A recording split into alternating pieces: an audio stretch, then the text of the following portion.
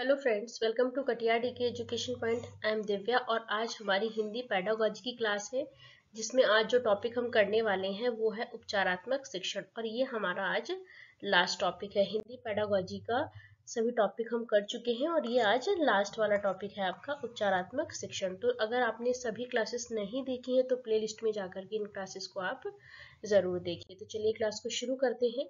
उपचारात्मक शिक्षण ये क्या है बेटा? शैक्षणिक निदान का प्रयोजन ही उपचारी शिक्षण है। शैक्षणिक निदान द्वारा बालकों की कठिनाइयों का पता लगाकर उन कठिनाइयों को दूर करने के लिए शिक्षक जो शिक्षण विधियां अपनाता है उसे उपचारी शिक्षण कहते हैं।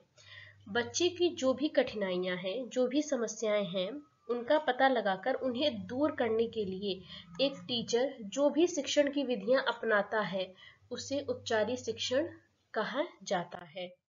उपचारी शिक्षण में भी अनेक रूप हो सकते हैं, जैसे बालकों की कठिनाइयों का सामूहिक रूप से निवारण और उचित अभ्यास, व्यक्तिगत भेदों के आधार पर व्यक्तिगत रूप से बालक की अशुद्धियों का निवारण, उपचार गृहों अथवा भाषा प्रयोगशालाओं में बालक के उच्चारण एवं भाषा संबंधी प्रशिक्षण और अभ्यास।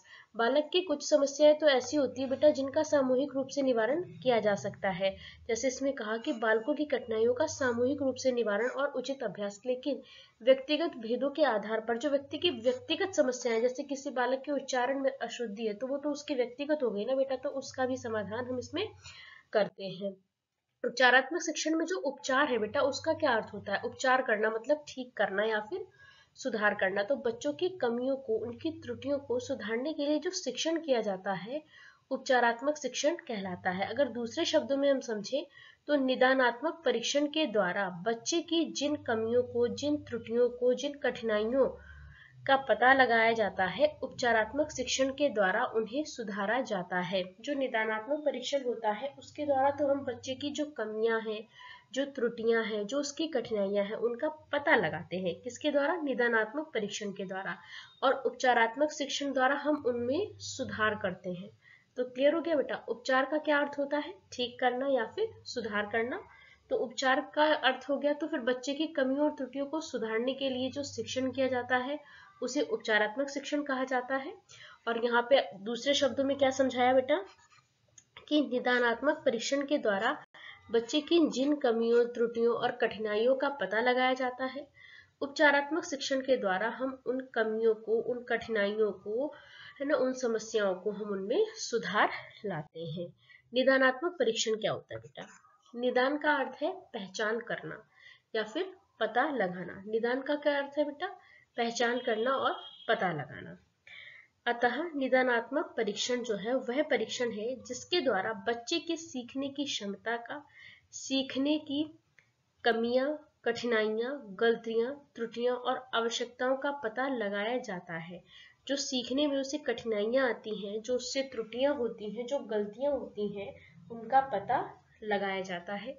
सामान्य अर्थ में आप ये कह सकते हैं कि यदि बच्चा किसी पाठ को सीखने में गलतियां कर रहा है, त्रुटियां कर रहा है, उसे कठिनाई महसूस हो रही है, तो उसके जो कारण है, वो कठिनाई, वो समस्या क्यों आ रही है, उसके कारणों का पता लगाना तो आपका निदानात्मक परीक्षण कहलाता है।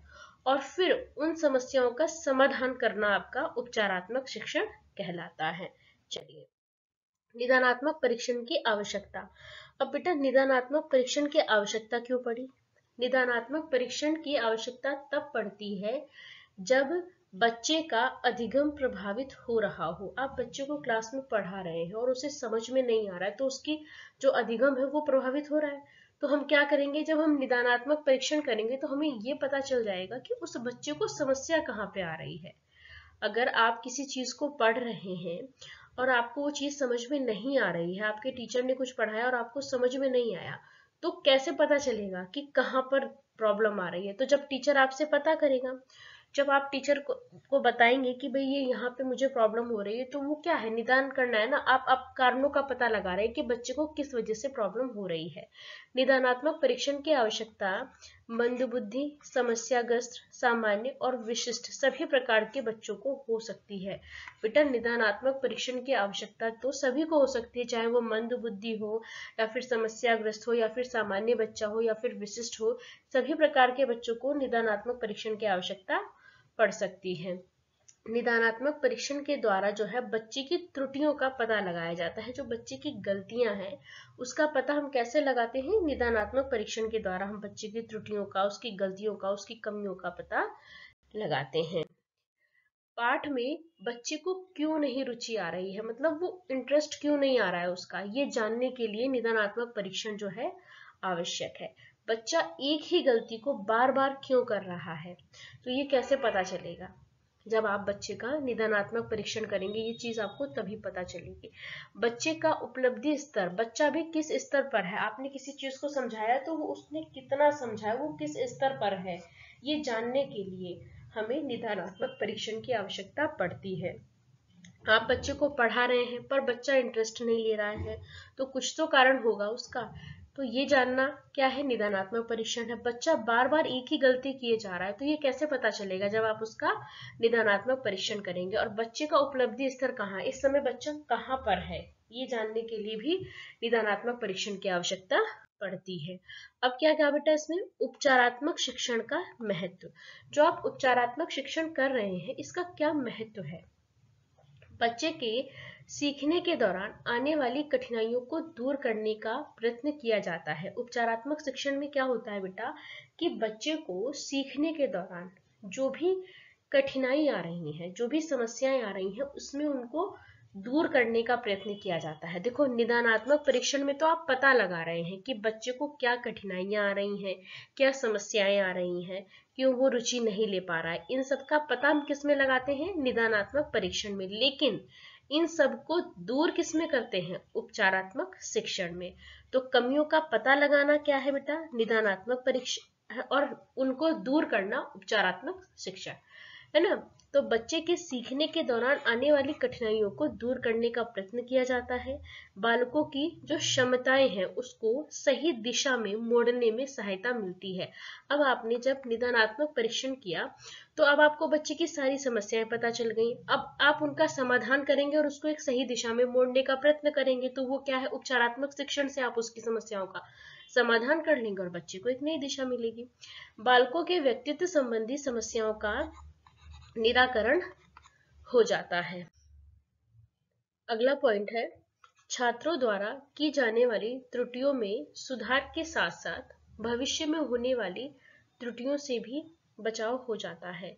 इसमें क्या होता है बेटा, जब आप बच्चे की जो भी त्रुटियां हैं उनको सुधार देते हैं तो अब बच्चा भविष्य में वो गलतियां दोबारा नहीं करेगा, अब उसको याद रहेगा और उन गलतियों को करने से बचेगा। शिक्षण रोचक, उद्देश्यपूर्ण व प्रभावशाली बनाने में सहायता मिलती है। आप अपने शिक्षण को भी प्रभावशाली बना सकते हैं, उसे रोचक बना सकते हैं। अब बच्चे को इंटरेस्ट आएगा क्योंकि उसे जो चीजें समझ में नहीं आ रही थी आप उन सभी समस्याओं का समाधान भी करते हुए चल रहे हैं। उपचारात्मक शिक्षण से बच्चों में आत्मविश्वास जो है वो बढ़ता है। तो इसीलिए बच्चे को जो भी समस्याएं आ रही हैं उसके शिक्षण के दौरान हमें उनका तुरंत समाधान करना चाहिए। क्योंकि ऐसा करने से क्या होता है, अगर बच्चे को क्लास में कुछ भी समझ में नहीं आ रहा है ना बेटा, तो क्या होता है वो कभी क्वेश्चन नहीं पूछता। क्वेश्चन भी वही बच्चा पूछता है जिसको जो चीजें समझने की कोशिश कर रहा है ना। जिसको समझ में कुछ भी नहीं आया ना वो शांत रहेगा क्योंकि उसको तो कुछ आया ही नहीं समझ में। तो इसीलिए क्या होता है कि बच्चे की छोटी से छोटी भी कठिनाई है तो उसका हमें समाधान करना चाहिए। तो आज हमारा ये वाला टॉपिक भी आपका यहाँ पर कंप्लीट हो गया। हिंदी पेडागोजी जो है आपकी वो पूरी कंप्लीट हो गई है। अभी नेक्स्ट क्लास में हम अब मैथ्स पेडागोजी की शुरुआत करेंगे, वो भी मैं आपको पूरा कंप्लीट कराऊंगी, टॉपिक वाइज कराऊंगी। तो यहाँ पर आज की हमारी क्लास कंप्लीट होती है। वीडियो अच्छी लगे आपको तो लाइक करें, शेयर करें, सब्सक्राइब करें। Thanks for watching this video.